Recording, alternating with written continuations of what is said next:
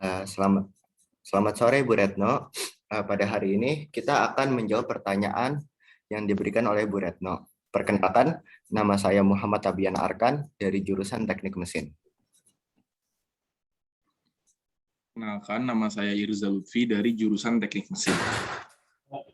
Perkenalkan, nama saya Imam Akbar dari jurusan Teknik Mesin. Perkenalkan, nama saya Christian Romulus dari jurusan Teknik Mesin. Oke, jadi kita masuk ke pertanyaan yang pertama. Oke, jadi pertanyaannya adalah, apakah artikel tersebut menggunakan metode ilmiah? Jadi metode ilmiah itu mencakup 6 hal, yaitu observasi, hipotesis, menguji hipotesis, mengumpulkan, mengorganisir dan menganalisis data, kesimpulan, dan satu lagi menyebarkan result.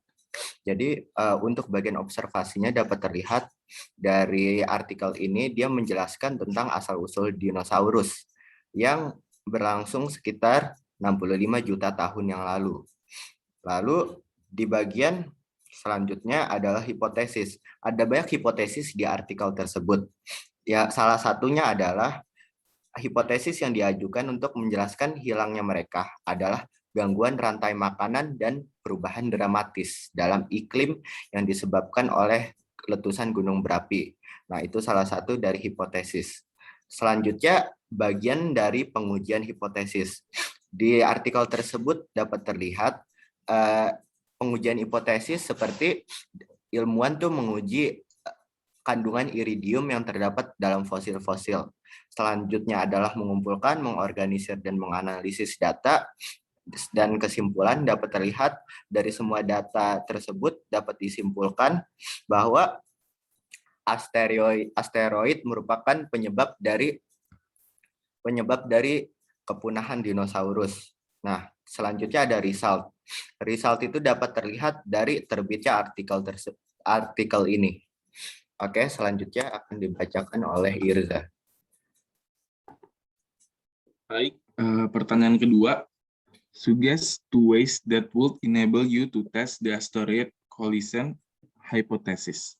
Nah, kelompok kami sudah memperbincangkan masalah ini. Nah, kami sudah sepakat untuk yang pertama itu penelitian kawah Chicxulub akan kandungan merkuri. Nah, maksudnya ini, jadi banyak para ilmuwan yang sudah mencari bukti nyata bahwa asteroid pernah jatuh di bumi.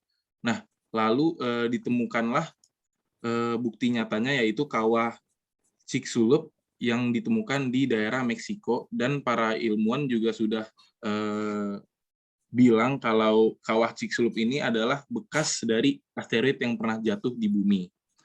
Lalu dengan para ilmuwan meneliti tentang kandungan iridium yang ada pada fosil dinosaurus, itu semakin memperkuat bahwa hipotesis jatuhnya asteroid itu yaitu benar, karena di fosil-fosil dinosaurus yang ditemukan terdapat kandungan iridium, yang mana kandungan iridium tersebut sangat jarang ditemukan di bumi, khususnya di kerak bumi. Jadi para ilmuwan mengambil kesimpulan bahwa iridium yang ada di fosil dinosaurus disebabkan oleh dari asteroid yang jatuh ke bumi. Selanjutnya akan diperjelas kembali oleh Imam Akbar. Ya, pertanyaan selanjutnya. In your opinion, is it justifiable to refer to the asteroid explanation as the theory of dinosaurus extinction, yang artinya mengapa penjelasan teori asteroid itu dapat dikatakan sebagai penyebab kepunahan dinosaurus? Kelompok kami sudah mendiskusikan hal tersebut. Menurut kami, teori jatuhnya asteroid tersebut adalah benar. Karena, seperti yang sudah dijelaskan sama Irja, karena adanya logam iridium yang banyak, padahal logam tersebut sangat jarang ditemukan di kerak bumi. Itu juga sebagai kunci bahwa iridium tersebut berasal dari tumbuhan asteroid sekitar 65 juta tahun yang lalu. Selanjutnya, dampak dari tumbukan asteroid menyebabkan banyak debu terangkat ke udara hingga menutupi langit bumi selama beberapa tahun. Dikarenakan tumbuhan memerlukan sinar matahari, akan tetapi matahari tersebut tertutup oleh debu di atmosfer, maka banyak tumbuhan yang punah. Hal tersebut menyebabkan terganggunya rantai makanan hingga akhirnya dinosaurus pun jadi punah. Nah, dari hal tersebut, bahwa hipotesis tumbukan asteroid menjadi penyebab kepunahan dinosaurus. Selanjutnya akan dijelaskan oleh Christian. Selanjutnya nomor 4, terakhir, diketahui bahwa 20% massa asteroid berubah menjadi debu.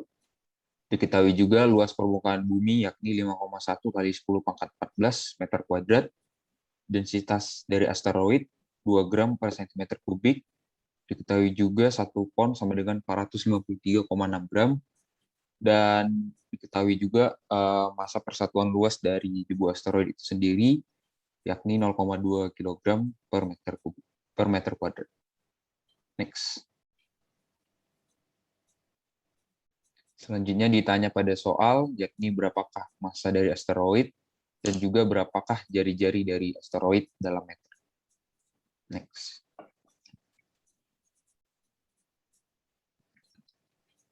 Seperti kita ketahui tadi pada soal, bahwa 20% dari massa total asteroid berubah menjadi debu. Nah, kita dapat menghitung massa dari asteroid ini yang berubah menjadi debu, yakni dengan mengalihkan massa persatuan luas dari asteroid yang berubah menjadi debu dengan luas permukaan bumi. Nah, selanjutnya akan menghasilkan nilai 1,02 kali 10 pangkat 14 kg. Selanjutnya, dapat juga kita cari massa total, yakni merupakan 5 kali dari massa yang 20% tadi, yakni 5 dikali 1,02 10 pangkat 14 kg menghasilkan nilai 5,1 kali 10 pangkat 14 kg. Nah, dijelaskan juga pada soal bahwa asteroid ini sendiri memiliki massa jenis, yakni 2 gram per cm kubik. Selanjutnya dapat kita masukkan dalam persamaan, yaitu V sama dengan M per rho, atau massa jenis. Nah, lalu dihasilkan nilai 2,55 kali 10 pangkat 11 meter kubik. Next. Seperti yang ditanya di soal, berapakah radius? Nah, radius ini sendiri diketahui bahwa asteroid berbentuk bola, sehingga dapat kita masukkan ke dalam persamaan, yaitu volume sama dengan 4/3 PR pangkat 3. Tadi kita telah mengetahui nilai dari volume asteroid, yakni 2,55 kali 10 pangkat 11 meter kubik, perlu kita masukkan dan akan menghasilkan nilai, yakni 3,93 kali 10 pangkat 2 meter sebagai radius dari asteroid.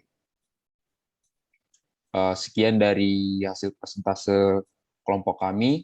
Terima kasih atas perhatiannya.